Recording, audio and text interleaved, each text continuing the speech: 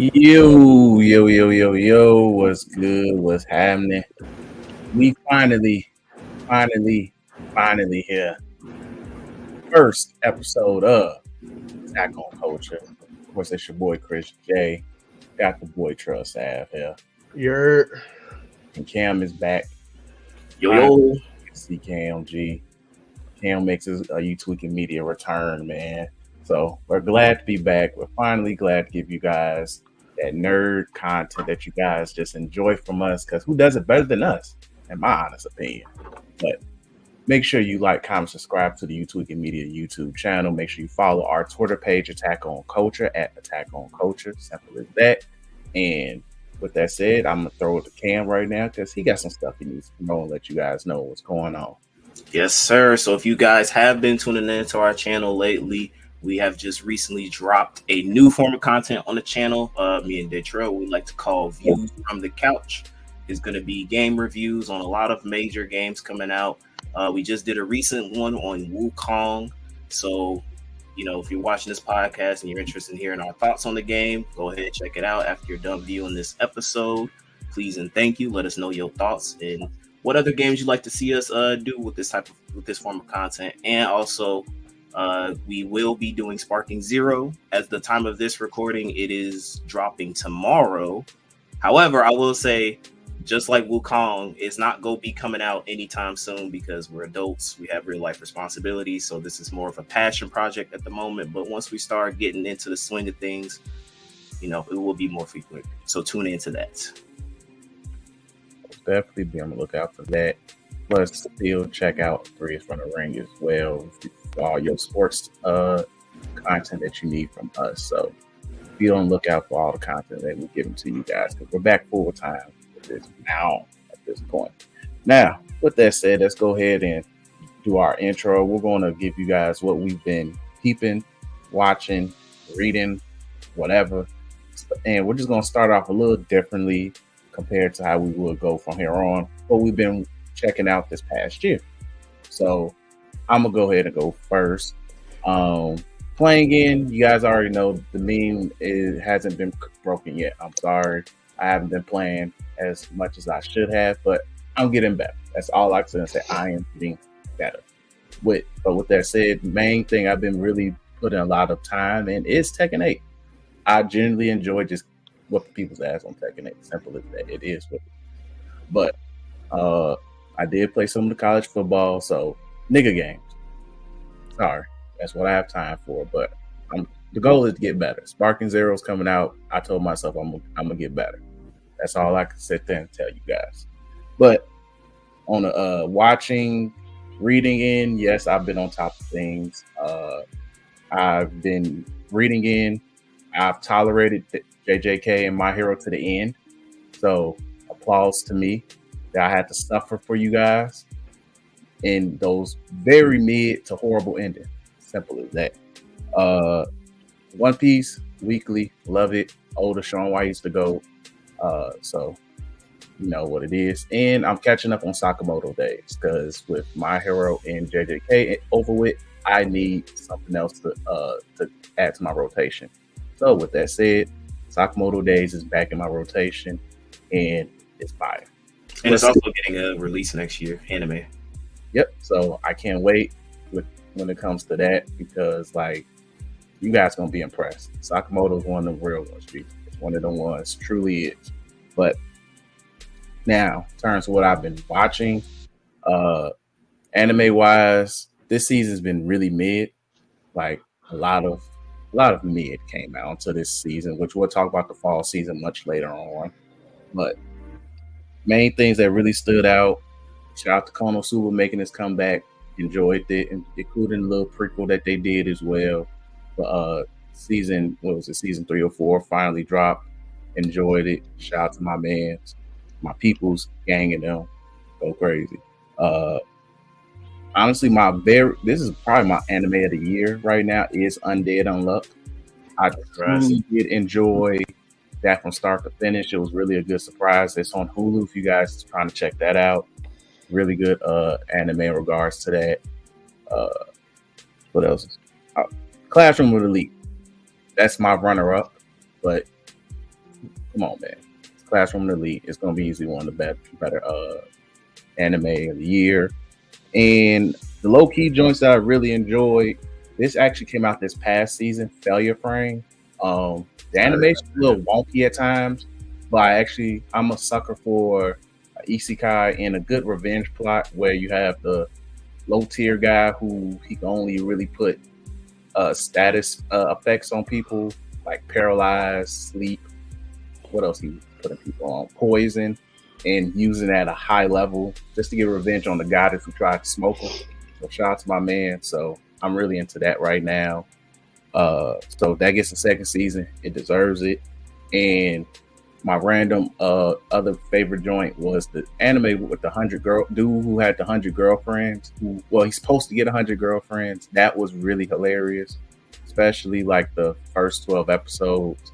My man's got pulled one of his shorty's mamas. GOAT. I don't care. He's the GOAT for that, G. But yeah, that's what I've been watching, reading, and a little bit of playing. So that's it for me. For me, it hasn't really changed. Same as Chris. I don't watch anything. I don't plan to watch anything. Other than probably like Daima when that dropped. I'll watch that. Reading. I only read One Piece. That's pretty much it. I do sometimes go through the JoJo mangas on Viz Media. I mean, on the Jump thing. I go through some of the JoJo mangas just to like read moments that I like when I remember it. But for that, I usually go to the anime if I do that. But reading just One Piece. I enjoy One Piece. Playing, even that has kind of like slowed down for me. I found myself, not that I watched, because that's dead, I ain't Chris, but I found myself waiting for a couple of more games to come out this year before I invest my time into a game. I like Warhammer was cool.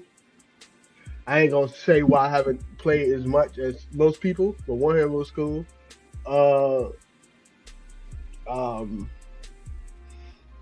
I think I play a lot of indie games. I played a lot of indie games too, and that was really good. Like I Thank Goodness You Here. It's a real quick game, funny from some European people. Sometimes they funny. But I'm looking forward to some of the games that's coming out literally tomorrow and the day after that, and things of that nature. So a lot of games that's going to drop, and I'll probably spend my time on. But really nothing, just pretty much the same. You know, I like a game, I platinum it. If I don't like a game, never speak on it. So it doesn't really change for me. Yeah, and I'd say for me, it's been a really fantastic year for gaming in terms of actually playing video games. The business side of video games, that's a whole other story. It's been a shit show, but been a great year for games. Specifically, if you are a fan of RPGs, turn-based RPGs has been absolutely fantastic. We've had Like a Dragon, Infinite Wealth, Final Fantasy VII Rebirth, which, funnily enough, we may talk into this later once we get to the news portion. But even though the game was universally praised, according to Square Enix, it was a flop. And so, you know, the state of gaming, 2024. Unicorn Overlord, which is probably still my game of the year for this entire year, was an absolutely fantastic game. It was a sleeper hit for me. I wasn't expecting to enjoy it as much as I did, but it was an amazing experience. So if you are a fan of strategy, more so strategy, RTX type of games, it's definitely something you should look out for. Persona 3 Reload, being a remake of a Persona game, which, I mean, they don't miss. So that was an amazing experience as well. Episode I guess just dropped, I want to say last month. So that DLC, I've been currently playing through that, kind of taking my time on it. It's a bit of a different experience from the base game, but I've been enjoying it so far. Legend of Heroes Trails of Daybreak. I don't know if I've mentioned this series on the channel. I probably have, but the latest entry dropped, I want to say, during the summertime, and I absolutely loved it. The second game is supposed to be dropping early next year, according to them. I don't know. But another great turn-based RPG entry. If you are curious about that, I highly recommend you check it out as well. And Next week, again, as of this recording on Friday, ReFantasio Metaphor drops. That is from the same development studio that did Shin Megami Tensei and Persona. So if you are fans of those series, you will absolutely love it. There is a demo currently out right now, and it is a very long demo. It's not one of those like 30 minutes to an hour demo. It's one of those demos where you could legitimately, if you play Persona 5, you basically can do the entire Kamoshida entire Kamoshida dungeon, and it saves your progress. You can transfer it over to your full game. So if you are getting that game, I recommend you play the demo now to get a taste of what's going to come in on Friday. For seasonal anime, so what I've been watching, there have been some decent ones this year. I will say that the summer season was kind of I didn't watch a lot of stuff on summer season, but there is one standout that I'll talk about, that being Pseudo Harem. So take the concept of the 100 girlfriends who really, really love you and just apply it to one person with 100 different personalities. It was a really funny show. It was a cute show. And it's like a one and done season. So there's no continue reading the manga. It's like, it's a full story from beginning to end for all 12 episodes. And I really enjoyed that. Mashal was a good standout. I think that came out during the spring season. Spring. Yeah. Wait, yeah. No, I think that came out winter. Well, probably winter or spring. I don't know. But season 2 of Mashal was really good. That opening is absolutely fire. Probably one of the top anime openings of this year, hands down. Duke of Death in his Maid. The final season of that dropped. Really great conclusion to the story. Made me kind of emotional that my boy finally got his W in the end. So great rom-com. And if you haven't checked it out, I recommend it. I think it's 3 seasons and they're all really good. Windbreaker, I think that is definitely going to be in my discussion for like one of my top 5 of this year, just due to the fighting choreography alone. I know we talk a lot about like how recently like anime that throw hands is like not that good or not that deep or complex, but when you have good fight choreography, it more than makes up for mid to kind of all right plots. Not to say that Windbreaker doesn't have it has a bad plot, but the fighting choreography is what makes the show for me. And Jobless Reincarnation season 2, I think that was winter 2024 as well. I think that one was. It's one of those guilty pleasure shows where it's like if you really think about that show, it's dumb, but from an isekai perspective, since I, you know me, I hate isekais, I find myself enjoying it, and I'm looking forward to what's happening next with the upcoming arcs. And then also Demon Slayer as well. That's another standout. My last standout. As much as I like to hate on Demon Slayer because that ending sucks, in my opinion, the anime kills it. Like, it just does. They know how to make, especially that last episode, they know how to make you look forward to what's coming next. And I can't be mad at that. The animation is stellar. The music sequence, everything is just amazing. So got to give a huge shout out to Demon Slayer for continuing to kill it in terms of the anime stuff. And as far as movies, I wanted to kind of mention that because there were 2 movies. I'll say 3. I didn't put this in my notes, but there are 3. Dune Part 2 is probably my movie of the year for sure. Great sci-fi. Deadpool and Wolverine restoring the feeling for Marvel because God, Phase 4 and Phase 5 have been absolute trash. It's a blessing we ain't record during this time frame. Yeah, I'm just glad that it's been good, and I'm not watching that Agatha show. So if you're looking for my purchase on that, you're not getting it. I'm not watching any more Disney Plus TV shows, and Civil War as well. I really like that movie. Led to a lot of stupid discussions online from people who don't know how things work or don't know the actual meaning of the movie, but it was a good experience through and through. And that's it for me. All right, cool. So that's what we've been up to this past year, pretty much. So it is what it is from here. So we'll give you guys updated on what we've been watching, checking out and stuff, pretty much for every episode. But we're going to go ahead and get into the news. We're going to call this segment our news space. So news-wise, we've got a fair amount of things, especially on the gaming end, to talk about. We're going to go ahead and start off first with Sony's State of Play. Sony had a State of Play that came, was a couple weeks ago, that came with the big announcement of Ghost of Yotei. Is it Ghost of Yotei or Yotai? It's Ghost of DEI. That's what it is. DEI, yeah. Ghost of DEI, honestly. But either way, that was one of the big announcements. On top of it was the announcement of Astro's Bot DLC, which the game just freaking came out. Horizon Zero Dawn getting a remaster already, and Lego Horizon as well. You might be right, Daytrail. Daytrail mentioned this in one of our parties a while back, but he was saying that how Aloy is an industry plant. You might be right on that. I like, Horizon. She is the biggest industry plant in gaming. I like Aloy. She is the biggest industry plant in gaming. Top 5. Hey, that's crazy. And then on top of it, the PS5 Chroma Collection, which is pretty much like additional colors for the controller, and people like putting covers on a PS5. Plus more information on the PlayStation 5 Pro, which we'll discuss later. But just briefly, you guys thoughts, especially with the Ghost of Yotei and the reactions to that. Yeah, you can start it, Joe. Go ahead. Yeah, I think a lot of people. I'm a young nigga from Chicago, right? Expectations for me, I know how to temper them hoes. So I never go into a state of play thinking I'm gonna get everything that people come up with lists and stuff like that. And in the real world, it just doesn't work like that. My mind already goes to, I'm not gonna see 90% of this thing these people see on this list. Rumors came out about Horizon getting a remake. A lot of people hate that the Horizon get a remake. Numbers don't lie. So if I'm PlayStation, I'm doing the same thing if numbers can hit.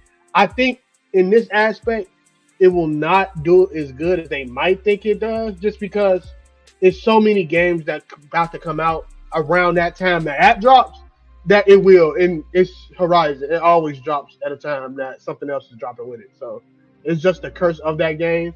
But too much from when that game dropped, people will like it just like they did the other game and the game before that.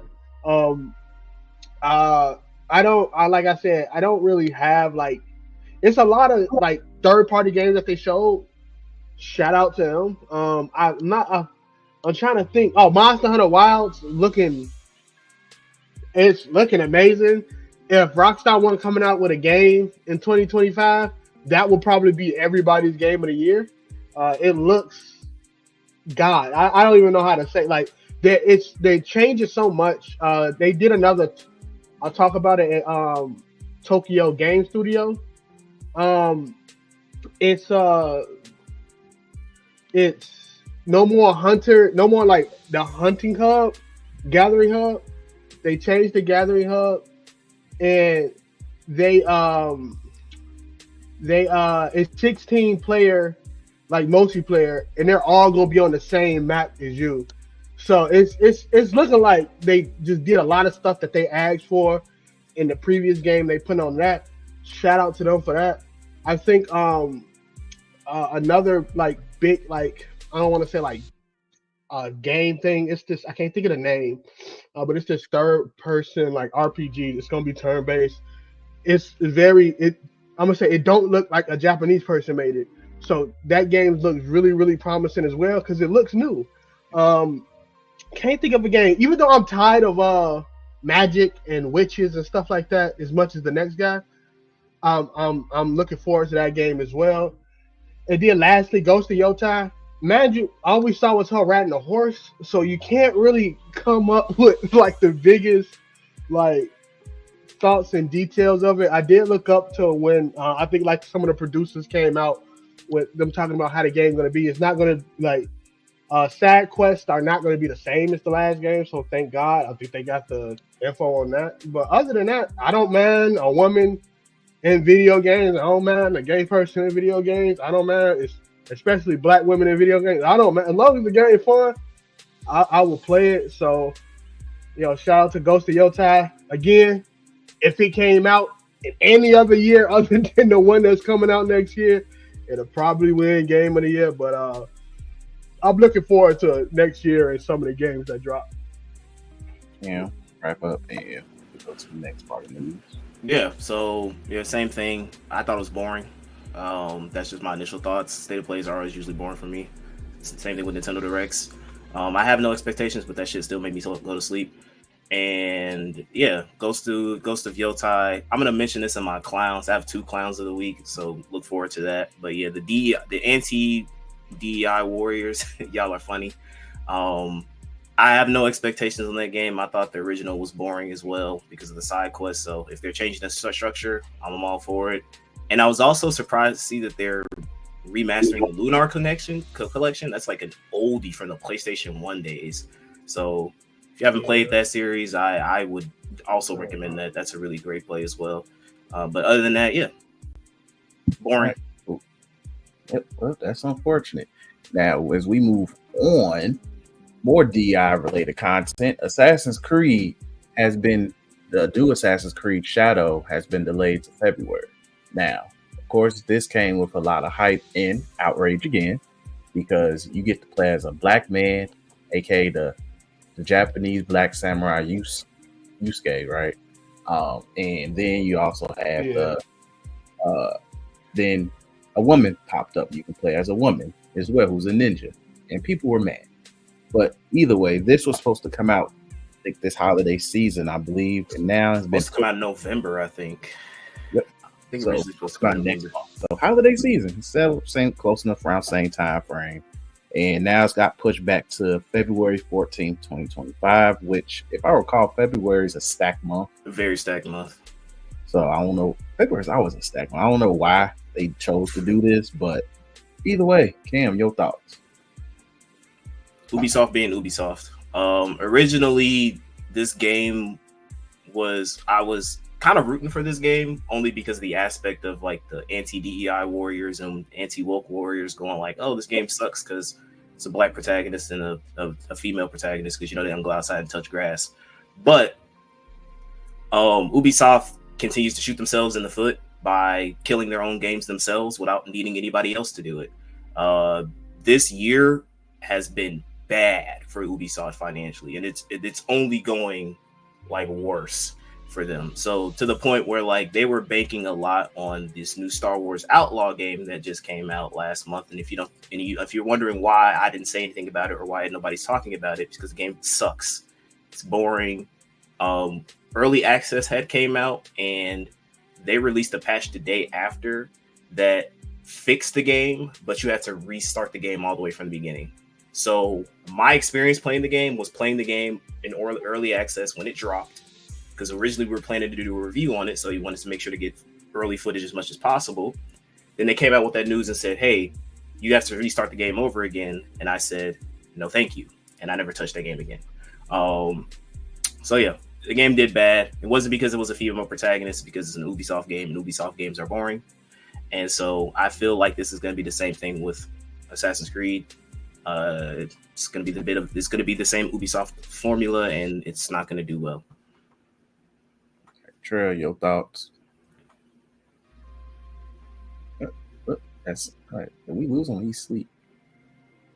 No, I think he because this internet has been messing up a lot.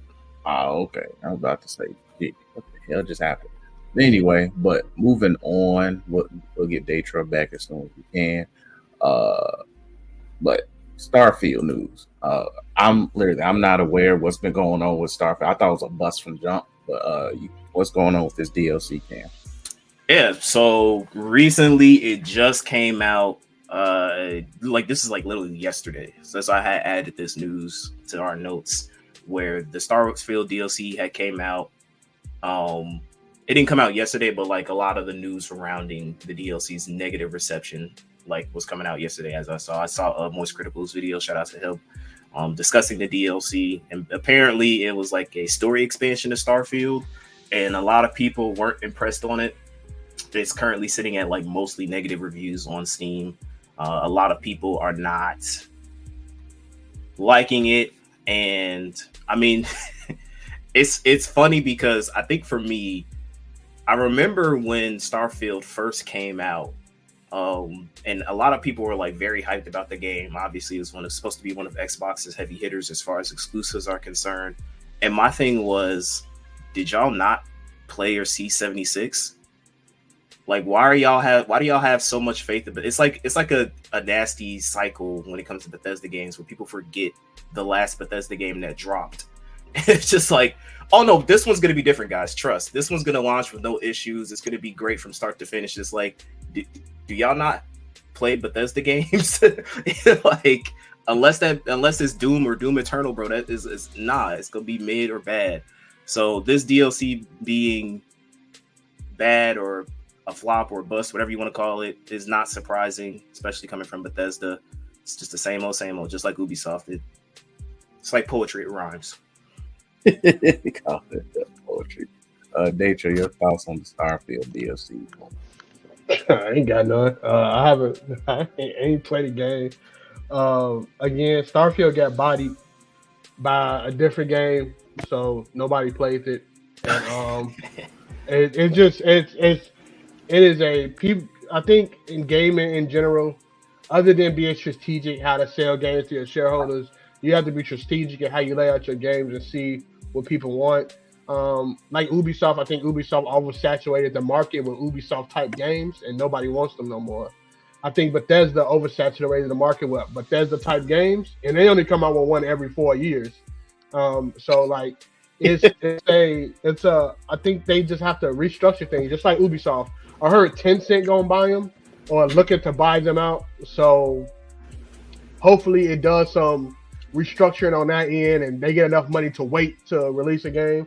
But when it comes to Ubisoft and what they got going on, I mean, not Ubisoft, Bethesda and what they got going on, God bless.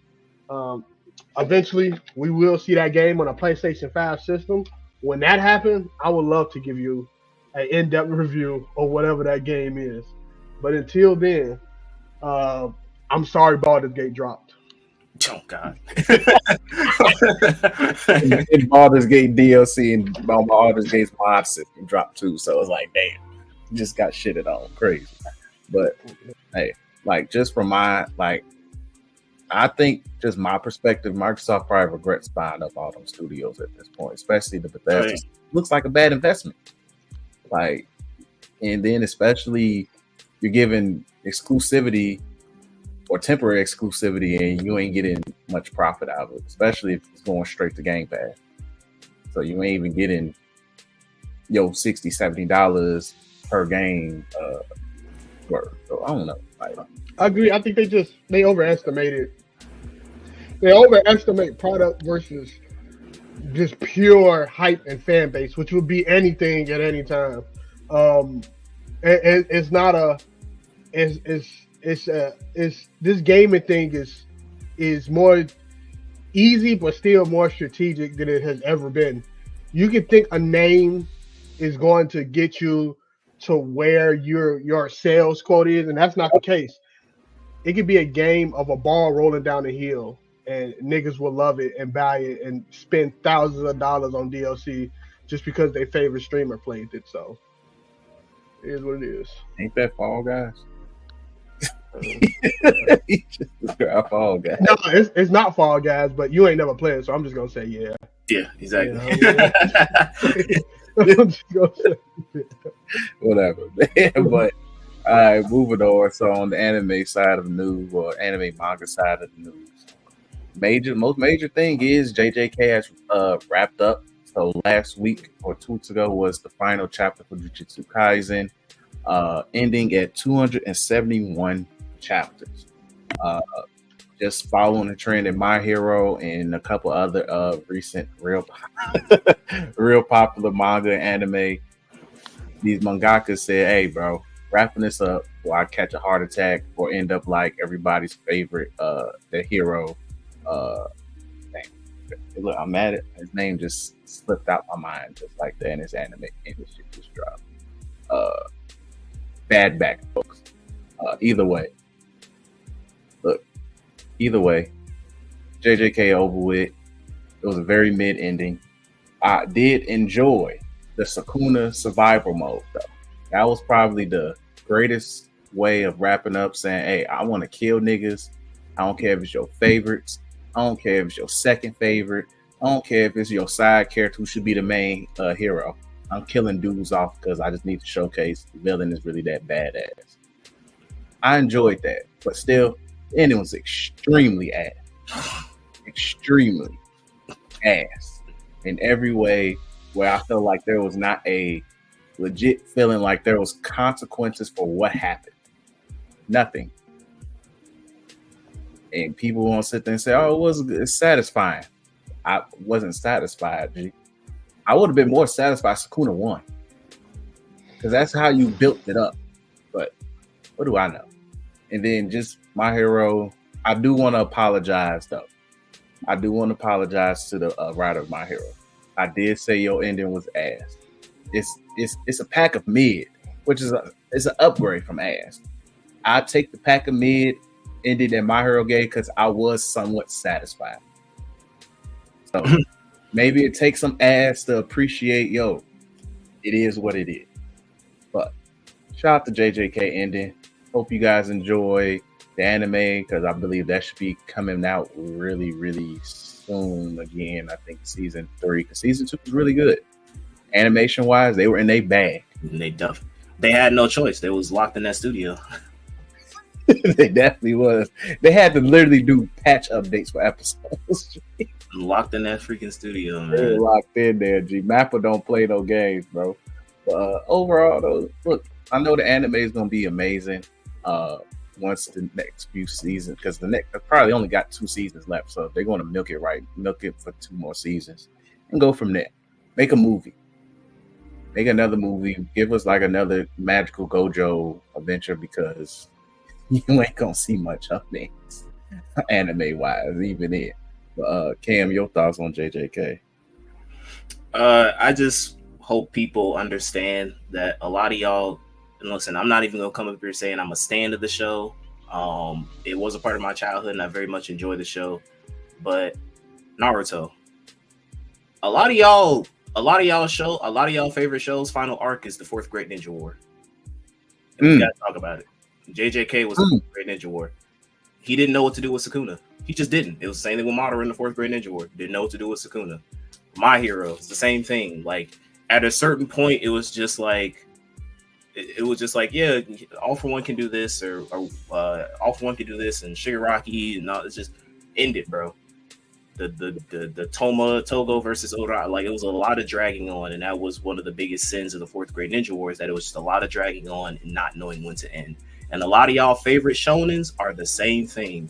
It's just great value 4th Great Ninja Wars, and that's exactly what JJK was. That ending was absolute trash. Trying to do something where it's like, oh yeah, passing of the torch, and Sukuna being like, maybe I'll be a good guy again. Whatever, dude. So yeah, it was bad. And that's the legacy. Hopefully it's going to be another Demon Slayer where it's like the anime just props it up to umpteenth degree, while the manga is just meh. It's honestly following the Demon Slayer playbook perfectly. Great animation. Give us great moments, characters we emotionally invest in, kill them off, but give you great animation up. Make moments. Just they haven't turned everything into a movie. Now, if they turn the Gojo versus Sukuna fight into a movie, I would literally give them all the praise in the world for locking them niggas in the studio, because you know how to secure a bag. But yeah. They following the Demon Slayer playbook. I respect it though. Just don't do it to Sakamoto though. That's all I ask. Trail, your thoughts on JJK ending, and if you have any thoughts. And I think you like again. That's a fine. You just don't care. But either way, last thing of news, and we just learned this right before we recorded. Yeah. Hunter x Hunter dropped a chapter, dude. Hunter x Hunter drops a chapter. The meme was gonna go on. No, actually, it's still a meme though, right? Because basically, the meme is that like Hunter x Hunter came back the day we came back. So basically, if we ever take another hiatus, the day we come back again, you can expect another Hunter x Hunter chapter to come back. Pretty much, but I think it is about to be weekly, because I'm looking on Shonen Jump. It legit says next chapter in 7 days. So So my man's is back, G. He got the back brace on. He's been in his Duffy. He said, "Look, man, I'm gonna try to finish for you guys, but then disappear. Hope he gives you guys 3 chapters and disappears, G." Square Enix hasn't dropped any news about Dragon Quest 12 yet. So he just finished his 1,000th playthrough of Dragon Quest 11. He did a level 1 base equipment run on there. And so after he finished that, he was like, okay, I guess I can give you guys like 2-3 more chapters before I go back to my next playthrough of Dragon Quest 11. This time, female only playthrough. Like, so just kind of experimenting with different playthroughs and stuff. And jokes aside, I am happy for you Hunter x Hunter fans that you guys are getting new content. And hopefully it's consistent. It's because it wouldn't be. I love to keep up the meme, but I don't want to have to keep memeing on it. But yeah, shout out to Hunter x Hunter, and hopefully you fans get some good content and not walls of text with like 2-3 pictures. Exactly, you guys deserve it, man. Even though I think this chapter is 200 pages. That man gave y'all a night. Oh yeah, y'all probably getting like 2-3 chapters there. If he gave you 200, I don't know. I mean, if it's weekly, consistent weekly, that's cool. But 200 pages, I think he's planning on taking another break. Yeah, my man said he's gonna give y'all 200 pages of content and said, "Leave me alone." That's crazy. But hey, man, respect to the love. He's doing it for the love of the game. G. He really is. Shout out to Togashi. His name just popped back in. Shout out to Togashi. G. But he really don't be bothered with this shit though. I think it's mainly because look, his wife said, "I ain't doing no more Sailor Moon content. You gotta be the breadwinner for a little bit." The thing is that like she actually wants to like help him with Hunter x Hunter. Like I think it came out like that. I think he was saying like his wife was saying that she wouldn't mind doing the artwork for him in the show, and he's like very like old, stuck in his ways. I understand that's his own passion project and stuff. So like you want to take the reins of your own creation, but like at a certain point, bro, if your health, and again like we talk about but like the mangaka culture itself is very toxic and very unhealthy. So if it's like at the expense of your health, if you're literally killing yourself to draw or write these chapters, it's not worth it, bro.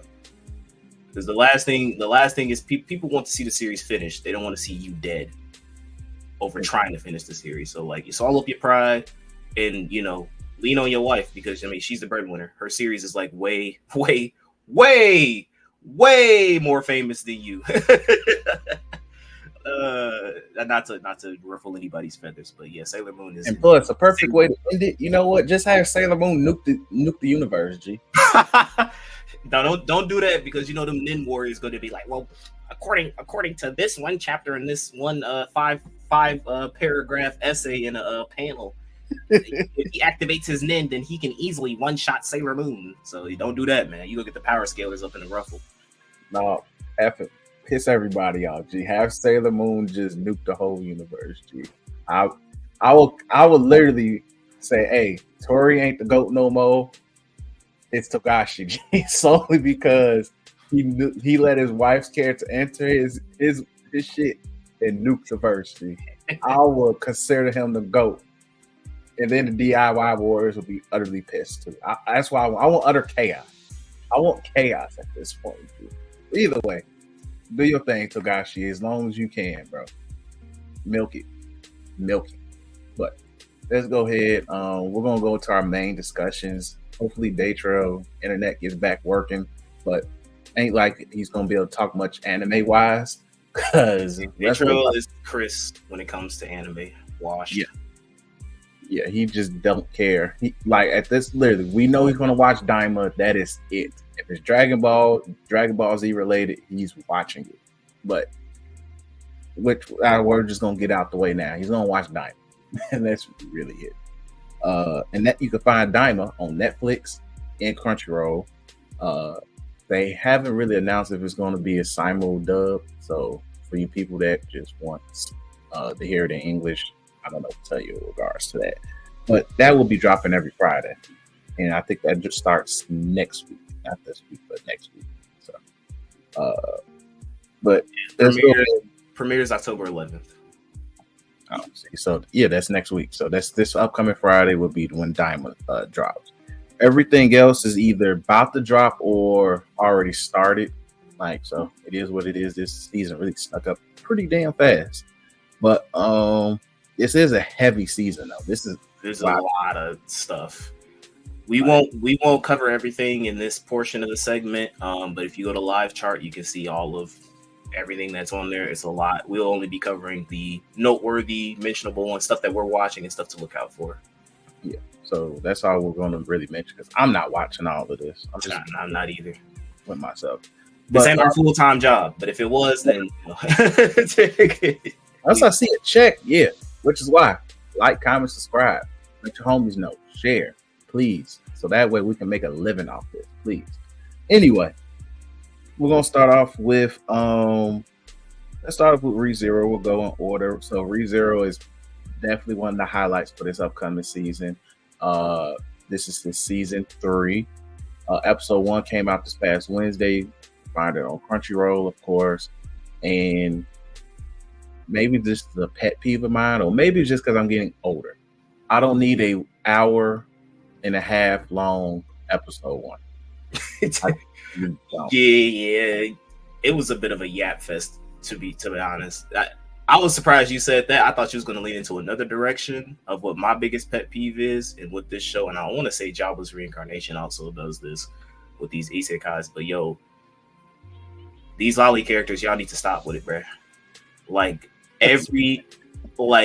the fact that this man's name is Little Girl User, and you're saying that as a joke, is kind of concerning. That's all I'm gonna say. Like when I peeped that, I was like, "Yo, y'all is wild for like literally throwing it out there." He was cool with it. I'm like, bro. He even sings a song about it, like the freaking Garu or the dark skinned lolly that they encounter in the water capital. She starts singing a song about like basically age gap in relationships. And he like joins in. It's like, yeah, I'll wait or something like that. But it was a creepy song segment. Shout out to my homie Dion because he was we're in a party and he was watching the first episode, and like he like halfway through it, he said, because it was like towards the end of the night, and then he was like, I'm gonna go ahead and get off. I can't be doing all this lolly stuff, and I'm about to go to sleep. Like, bro, like. Factor in this, we just went most of the spring and summer where literally the second biggest rapper of the game called the biggest rapper of the game a pedophile, and this comes out is insane. This is like if I saw Drake dancing to Like Us. I'm like, bro, he's singing about you. Like, what are we doing, man? But hey, but either way, I'm glad the episode did pick up. It like this the error of when it comes to ReZero is the talking, but when things do pick up, oh my god! So like that end with the witch chick, yeah, and I was like, hurry up and just drop. Like I was like, yo, she Michael Jackson and this kid is gonna be insane. And then when it finally happened, I'm like, oh, so that's the redo. That the last 15 minutes, like again, for people who go like, duh, ReZero is all about the talking and the character. Like I'm using yapping as a joke. There were a lot of interesting stuff that happened throughout the course of the episode, us finding more details about certain stuff. But the last 15 minutes when the Archbishop of, I want to say her name, it was Lust, right? I think it was Archbishop. Either Lust or Love. Archbishop of Lust, I think. And she had came out. And I was like, what's going on? Because then Subaru started acting really weird. And I'm just like, everybody in all those other townspeople started acting weird. And you just saw their eyes light up. And I was like, oh, okay. And then when she dropped Old Boy, and then I was like, okay, this is what ReZero is known for. Those sneaky, like, psychological drops of, like, you just have this seemingly ordinary day, and then all of a sudden, bam, something bad happens. So it is a long episode, but those last 15 minutes are kind of worth seeing a little bit of some of the slight little yaps. But yeah, I'm looking forward to it, and it's definitely going to be a weekly for me. Yeah, definitely. Next, we got Tower of God, season 2, the second half of season 2, actually. I was actually, I remember when I read the webtoon for where we at now, I was absolutely freaking bored reading it. But I was like, I don't care what's going on. I immediately dropped the webtoon. But the anime did it justice in terms of just making me be like, okay, I'm engaged in terms of what's going on with the new characters that's being introduced, the reintroduction of Bam, of course, and just what happened to him. Like, I'm really enjoying that to T right now. But overall, it's been really solid so far. I really like the twist that we have now where I'm really mad I forgot his name. Blue haired folks is now with Bam's second team, and Bam with members of course, the Fagu that he's with. Yeah, he's with them now. I'm just like, all right, we getting a real. I like where we're going with this. I'm really am very curious on where things go. It's still F Rachel though. They're doing a really good job making you hate her. At first, I was like, yeah, I guess she's a bitch, but like what she did towards like the next to last episode of the first half of the season, I was like, I really don't like you at all. So good writing for Rachel. She's truly, shout out to them. They know how to really make her look bad and like way worse. I'm really wondering where the hell she is now. So that's going to be the really interesting point. But yeah, definitely recommend Tower of God. Make sure you guys peep that. That's I think that comes out every Sunday as well. And that's on Crunchyroll. So definitely, if you haven't started watching season 2, definitely check it out. It's really good. Starts off a bit slow, but once you really, things pick up like around episode 4, which is the golden rule. Yeah. Things got to pick up, I think. I'd say my only concern with the anime is that like the animation is kind of like at times, like very, and again, I'm not saying that it needs to have god tier animation. I'm just saying there's a lot of stale moments, a lot of slideshow moments in that that show. That's like the only thing, but the story has been decent so far. Yep. Also, one of the best. I don't know if the second half of the season changed the outro, but the outro is one of the best. Intro too. Intro is really good too. Intro and outro is really good. So shout out to them. Next we got Don that drops every Thursday on Crunchyroll as well. I haven't watched it yet. But I have watched it, and it's an acid trip of a show. If you are someone who partakes in certain substances, then I wouldn't really recommend watching it under the influence. I'll just put it like that. It's the intro is actually really good. It's sung by the same people who did the season 2 opening for Mashal Creepy Nuts. So yeah, it's just expect goofiness, expect wackiness, and I think it's gonna be definitely a seasonal banger for sure.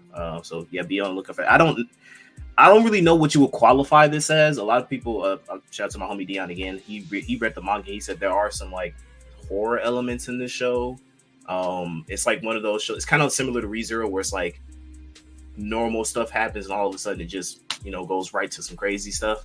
So again, yeah, I can't really give you coherent thoughts on the show because it's just that weird.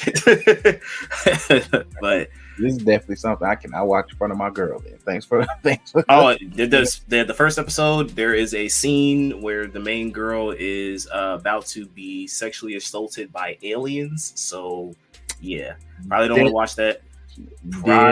Watch it. Probably don't want to watch this in front of certain people. They don't do anything because obviously, typical shonen stuff, hero comes in at the last second to save the day.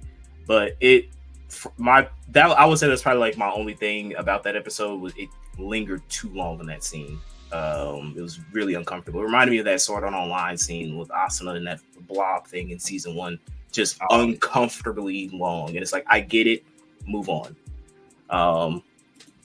But speaking of moving on, next we have Blue Lock versus U20 Japan. That's another one to look out for. This one, the first episode dropped yesterday, I believe. And this was on Saturday. I briefly watched it because I'm caught up in the manga right now, so I'm only really watching hype moments. But this season particularly, the U20 Japan match is really good. Like, I remember reading the manga, and it's a lot of great moments, a lot of hype moments, and Isagi definitely levels up during this game. He goes crazy. So if you have been watching Blue Lock, if you haven't watched Blue Lock and you like sports anime with some weirdness in it, you'll enjoy it. Shonen elements. Let's put it very shonen, very Kuroko no Basket type shit. In terms of like, you don't watch it expecting realistic soccer. But this arc that is coming up is definitely going to be one of the highlights for sure. Yeah, like I watched the first episode last night, and like it was a good start to things, because like it ended. Last season ended with just introducing all these like characters we never even seen, but they passed on, and it's like, okay. So this episode just opens up with telling you these are top 6. You realize, oh, our favorite characters ain't in it except for one dude who, two of them, Ren, and the white haired dude. I keep forgetting these dudes' names, but and Usagi's just like, okay, what about me, nigga? But it was just neat to see, like, okay, y'all gonna pick y'all teams. Who you gonna ride with? So shout out to Usagi. I could tell he's definitely have a moment, and it's gonna get real interesting from here, because I'm really curious, especially the dark skinned dude. Like, dude seems like a real nutcase. So my type of character. So next we got Bleach, 1,000 Year War, Blood War Arc, Part 3, Season 3 of it. That's on Hulu. That will also be a every Saturday thing as well. I haven't watched the first episode yet, so but it was mostly a recap of what happened the last episode. Thank you, because I'm not wasting my time now. Well, I'd say like the first like 8-9 minutes is a recap, and then it's like new, like a lot of new stuff. And also introduces one of the things I don't like about the last arc of Bleach, was just this constant back and forth between the Soul Reapers and the Quincy's, where it's like, Soul Reapers won, oh, but all of a sudden the Quincy's have this power to do this, and then the Soul Reapers have this power to do this, and the Quincy's have this power. The Soul King opened up. Quincy King is like the back and forth again. A lot of y'all favorites are just great value for Great Ninja Wars. We got to talk about it, bro. And Bleach is a bad culprit of this. But this is one of those things where like the Demon Slayer, Jujutsu Kaisen, where the animation, the set pieces, the music, the action is carrying this show to the point where I'm like, I could ignore a lot of the stuff about the final arc of the series that kind of irks me. So yeah, that's it. I said next is Kimiwa, another one. I haven't watched this yet, but I did see a trailer of it yesterday, and I'm probably going to check it out. Kimiwa Meido-sama, You Are Miss Servant. So this was about essentially like this kid who gets a visit from a maid, and she turns out to be like this assassin. But it's similar to kind of like a Spy Family situation where she's an assassin. She doesn't know what a family is, and then he introduces family to her, things of that nature. So I heard some people who have read the manga who said it's really good, so I'll definitely check it out. I'm a huge romance nut job, so definitely gonna be on my radar. And speaking of romance, another one that came out is that I'm probably gonna check out is Blue Box. This is a sports rom-com or sports rom-com. I read a little bit of the manga. I did too. Pretty decent. Yeah. I read like a couple. I read it. I didn't read it from the beginning, but I did see like a couple of like the super later chapters. Looks to be pretty decent. I like sports anime. I like rom-com, so definitely check it out. Yep, and that's gonna be on Netflix, and that's a Netflix exclusive. So shout out to Netflix saying, "Hey, we need in." What else we have? Blue 365 days to marriage. Yeah, that's that. I haven't heard much on that one, so I'll let you. I watched this too. This was like a surprise hit, because I was looking through the list and I was like, there's not a lot of there's not a lot of romance stuff that I'm seeing, and I was like skipping over all of them because I was hitting the major stuff. And then I saw the description for this, and the first episode happened to be out, and I checked it out, and I think this is definitely going to be a good one. If you are into rom-coms, the premise of this is pretty funny. Essentially, there's two people that work at this travel agency, and they're opening up a branch in Alaska. And everybody at the company does not want to go, but they are prioritizing people to go there who are not in a family, or aka they aren't married. So the main character, the two main characters, essentially come together and fake that they're getting married, so that they don't have to move to Alaska, because they don't want to go there. So it's a lot of shenanigans. It's a very, very cute, wholesome anime. The main male character is a bit of a bitch, but hopefully he grows soon. But aside from that, I'm liking the premise of it. Seems to be decent. All right. And then still on the rom-coms, we have the Yakuza Fiance. It's something that hasn't dropped yet, but it looks interesting. The premise of it, once again, it's like a Yakuza dude gets into a arranged marriage. It's something about Yakuza anime, just in Yakuza dudes and random situation animes always be pretty freaking entertaining. Babysitting now, fiance. So I can't be mad. So I'm all for it. So that drops tomorrow. I think tomorrow. As of this recording, it drops tomorrow, Monday. So Monday on the 7th. Yep. So check that out. Then Don Machi, that is on its 5th season. That's already out. You can find that on High Dive, unfortunately. So hey, look, man. High Dive said we got to get some top notch, G. So allegedly. But either way, so this season, Don Machi, we're supposed to really see our boy. I believe, man, I forgot the buddy name again, but Bale. Yeah, Bale. There we go. Basic ass name too. But we supposed to see Bale pretty much after last season, which was probably the most craziest season. Like I think I've viewed from anime in recent memory, in terms of just overall twist on things. I think it goes more into the romantic, the fan service portion of it, as he's really dealing with I think it's supposed to be what's her name? Eris or something like that. She's supposed to be really messing around with Bale now. So we'll see where things go in regards to that, because that was teased a lot like the first few seasons. So we'll see where things go with regards to that. Then Daedra, we already know you look for Dragon Ball Diamond, so your reactions, hopes for that. I ain't really got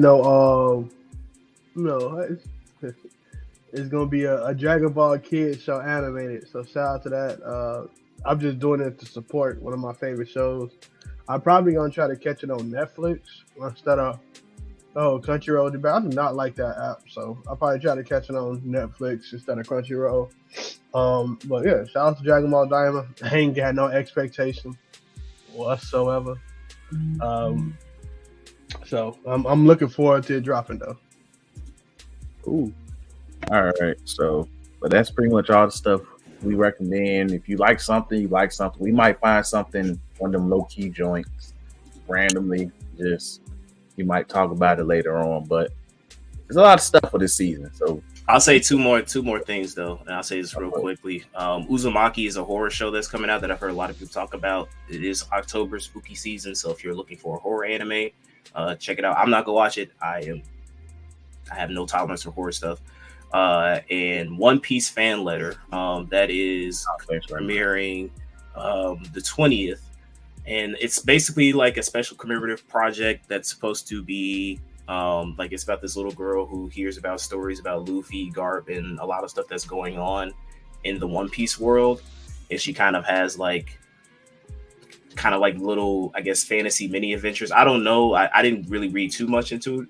I wouldn't even heard about it if, again, Dion, one of our homies, mentioned it to us. So be on the lookout for that if you are a fan of One Piece. All right, cool. So we're going to move on to our next discussion, which is the PS5 Pro, and its announcement lead to tons of outrage among people. So I think it was been rumored that PS5 Pro is going to probably drop since last year. There was rumors that it was going to probably drop, and then Sony officially announced it a month ago during a state of play.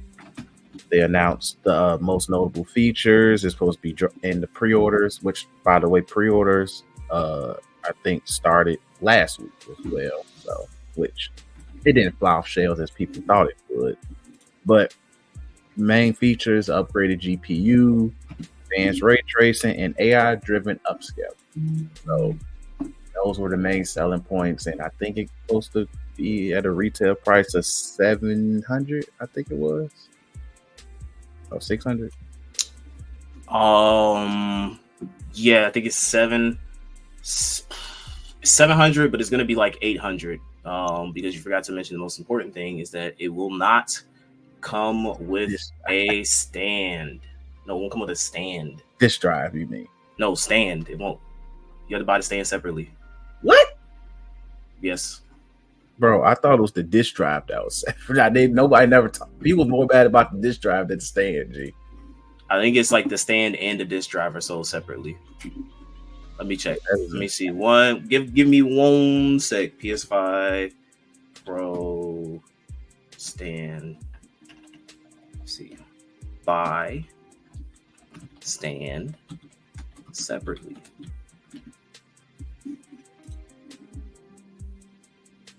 Yeah, I think it looks like I think the stand is released separately, but I don't think the stand is the disk drive. That's going to be the extra $100. Yeah, so that's insane.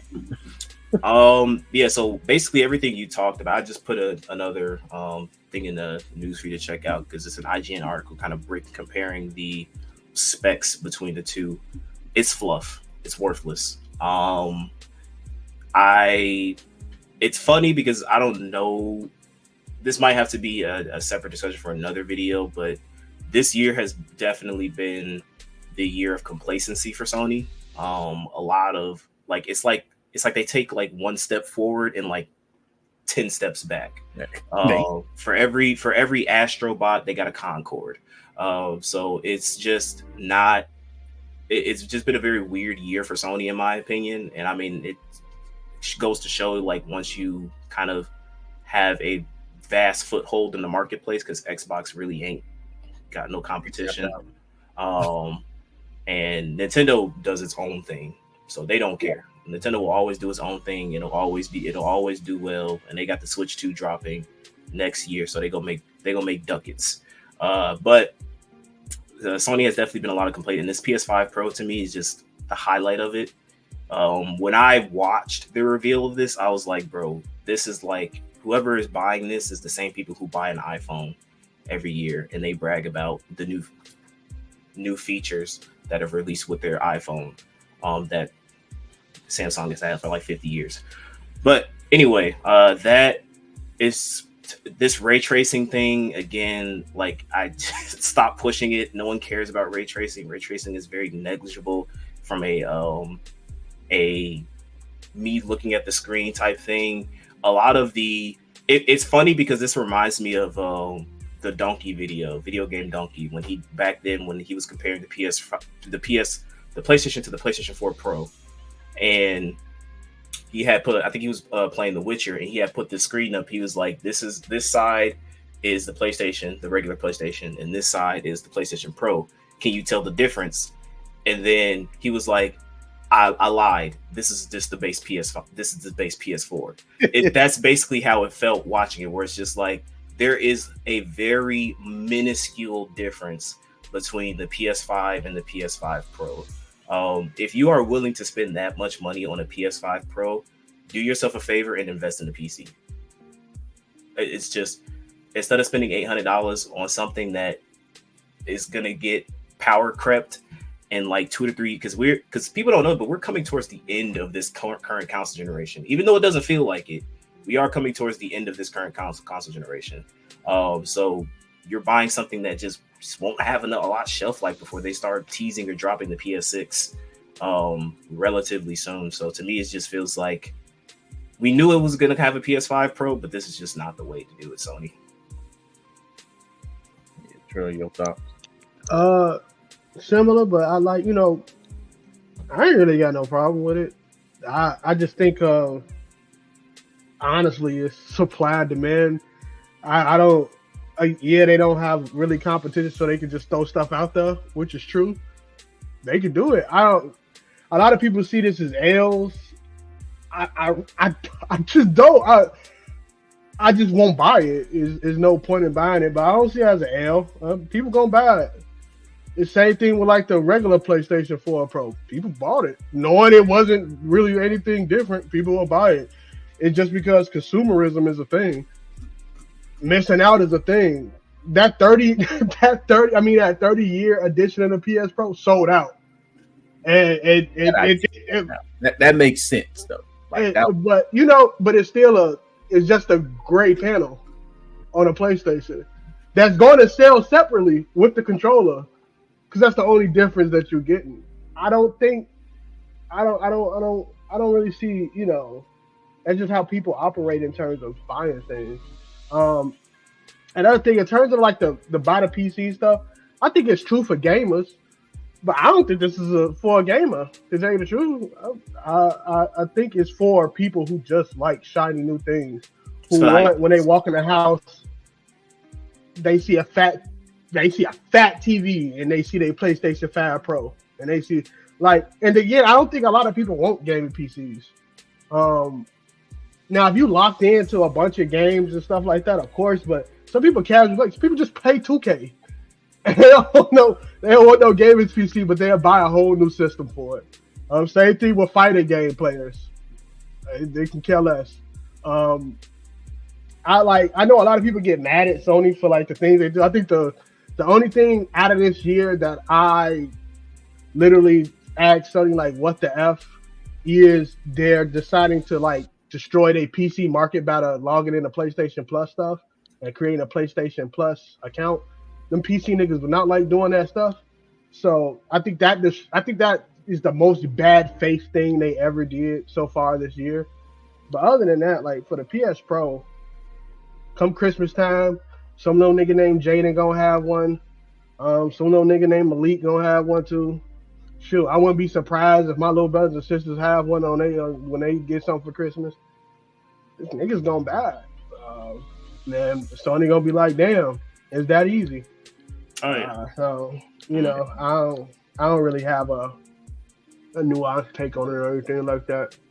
Just consumerism, Yeah, I agree. Like for me, the outrage was very weird, but like for me, and maybe this is stuff I'm seeing, and it's probably a little weird to me, is when people say, "What's the point of making a PS5 Pro when there's no games?" And I'm like, nigga, what?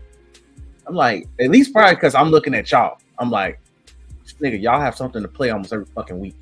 So, not to cut you off, the same amount of games that came out last cycle for gaming is the same amount of games that came out this cycle for gaming.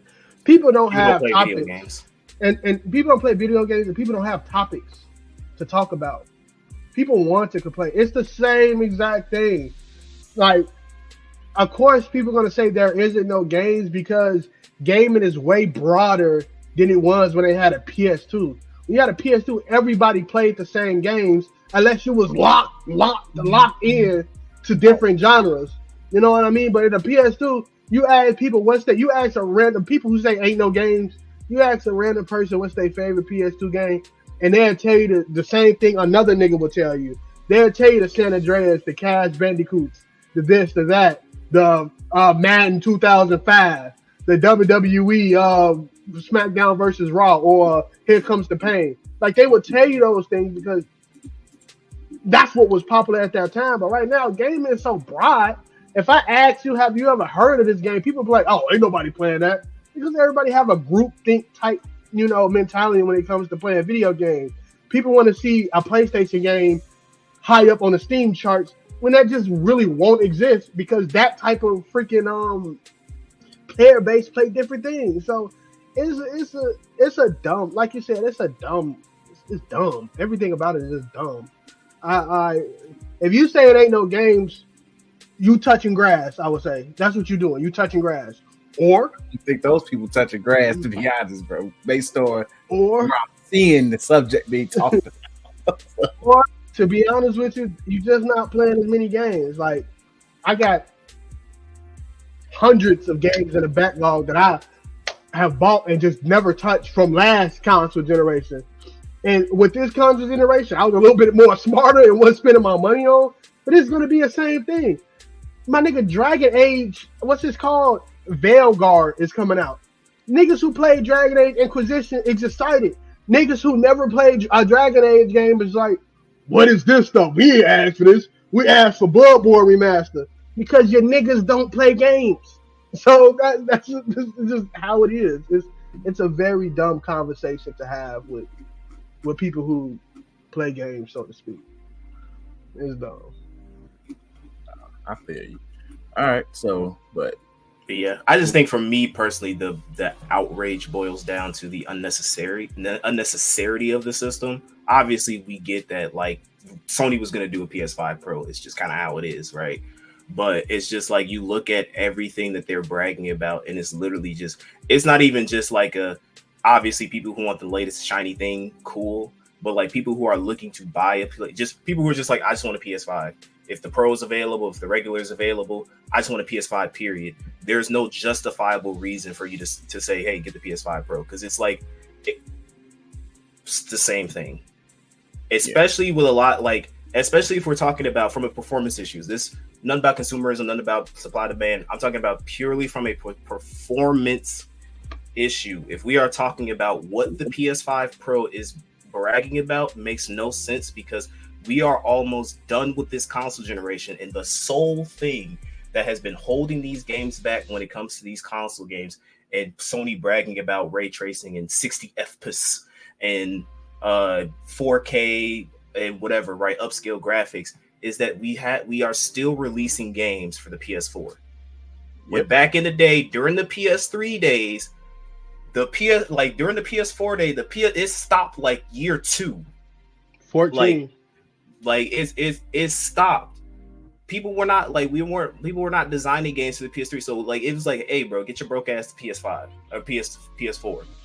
And I think that like in terms of like Sony keep bragging about, oh, our games are gonna have this and games are gonna have this, because these developers are still having to meet that demand of, okay, we have to design a game for both PS5 and PS4 and Xbox. And Xbox Series S. So it's like you have these old consoles that keep dragging down the overall performance of these games that are coming out, to the point where it's like, why do I care about your ray tracing? Why do I care about your 60 FPS, your upscale 60 FPS? Why do I care about your 4K when you had that this game is severely it's downgraded optimally to meet the demands of the freaking turbo airplane that is the PS4 in the Xbox Series S. Like, it does nothing for me. So like from a price range too, like, dude, have you checked the state of our economy nowadays? Nigga, you're talking about $700 to $800 in this economy.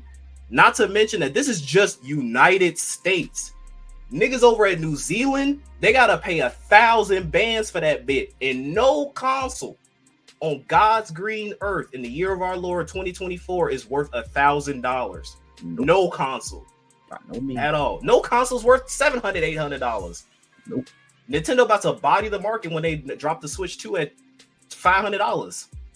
If that. It's gonna be $500. But yeah, like I just don't see the need for this system. Like, yeah. If you are someone right now who does not have a PS5 and you were looking to upgrade and you're like, oh, I want to get a PS5, I don't care which one, what would you recommend? Just get a base PS5, the physical disc one. Or if you're hurting for some band, or if you're hurting for some money, get the digital version. It's $400. Pretty much. But hey, it is what it is, man. But that's the gaming market. That's the world we live in. But before we wrap up, we're gonna always keep this segment forever.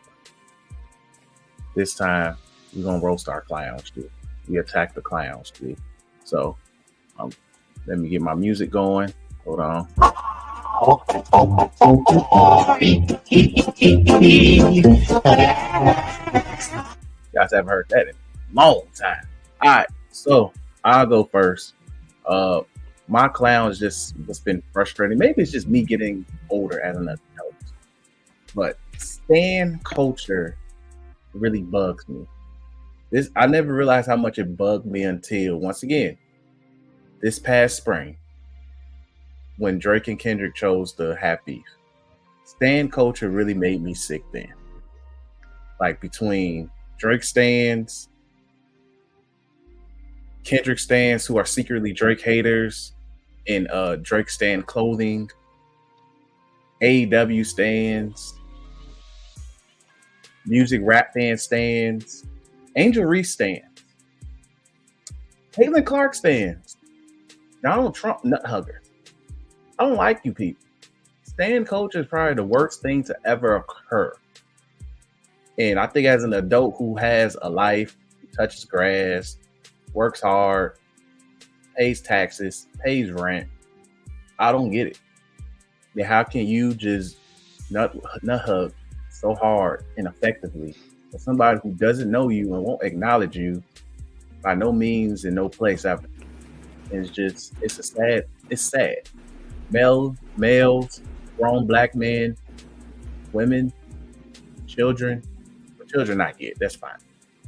But grown adults, especially black people, grow up, be an adult, find an adult, have a father figure. You may be lacking a mother figure, but stan culture needs to die. As Kendrick once said a couple weeks ago, the party needs to die. The stan culture needs to die too. But those are my clowns. Glorify internet stans. I need you guys to die. As Kendrick once said, y'all need to die. That's my clown. Yeah, I'll go. I got two clowns. The first one's gonna be quick. Jack Doherty. If you haven't heard the story, Buddy is a whole goofy. He just got banned off of Kick. Thank God. That whole platform needs to be banned at this point. It's a cesspool. But he was recently on stream. He was live streaming, IRL stream, of course. And he was driving on the expressway. It was raining, and he was on his phone, not paying attention to the road ahead of him. And his car hydroplated. It looked like it hydroplated. So he was like on the leftmost lane, and he swerved all the way into the right lane and hit a wall. Now, thankfully, no one got there was no super critical injuries. Like he didn't hit any other cars or any other pedestrians who were there. Thank God. The only thing is that his cameraman, I guess his head busted open. It was if you watch the video, his head is bleeding.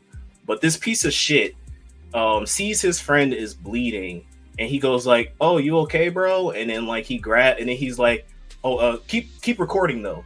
Not concerned about his friend's well-being or calling for some immediate medical attention. He was more concerned about getting the content, oh, we just crashed our car. This is peak content for our streamer channel. It's just a mess. And the reason why I'm so mad about it is because it could have went really bad had it had been anything else. So it's thankfully the only thing that really happened was that his car got totaled, which is a blessing because you don't need to be driving if you're not paying attention to the road. So yeah, that's my immediate clown. And my other clown that's been building up over this year is you anti-DEI / anti-woke warriors. As a quote from my nigga Obi-Wan in Star Wars, you have become the very thing you've sworn to destroy. Y'all used to make fun of people who were a part of the woke crowd, the extreme left, or whatever you want to classify it in a political term or whatever. You used to make fun of them. And guess what? You guys used to call them snowflakes because they were fragile and they were always crying about stuff. But you guys have become just that.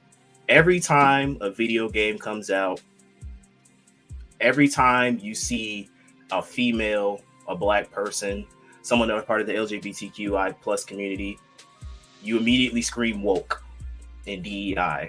I mean, last year we had if you remember the Hogwarts Legacy debacle, there was a website that came out where they were saying who's streaming the Wizard game, right? And then you guys were making fun of the woke crowd is they can't, they're doing this. And then guess what happens this year? There is a website that you can go to right now that has over 10,000, not 10,000. I want to say it's 1,000 games, 1,000 plus games of games that are deemed too woke. One of those games is Balloon Tower Defense, which is that monkey tower defense game. because there is a pride flag in there. So it's woke. Bear in mind, you have to unlock the pride flag and use the pride flag. So it's completely optional, but they put that as the game being woke. So you guys have become the very thing you made fun of. You used to make fun of these people going out and screaming in rallies and stuff like that. And now that's exactly what you're doing.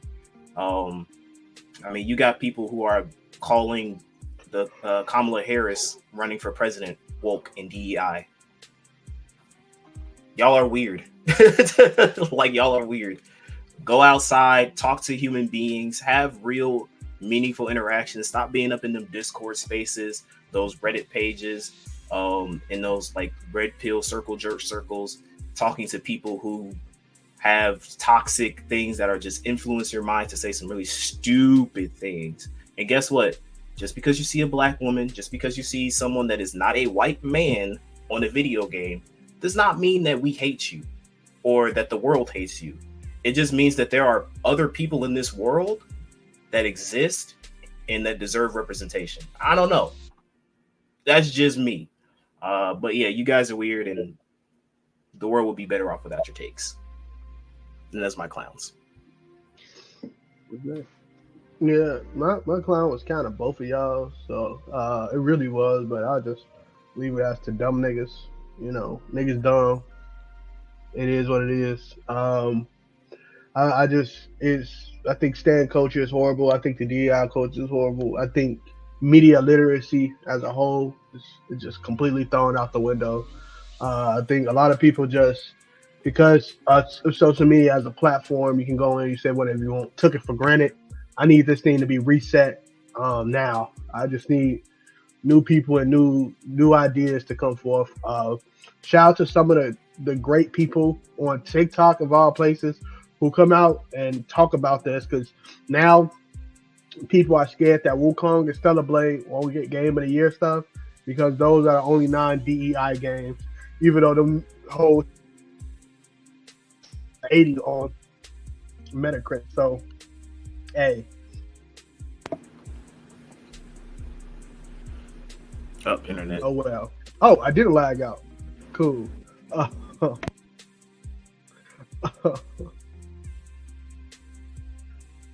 Yep, they got him. Wrap it up.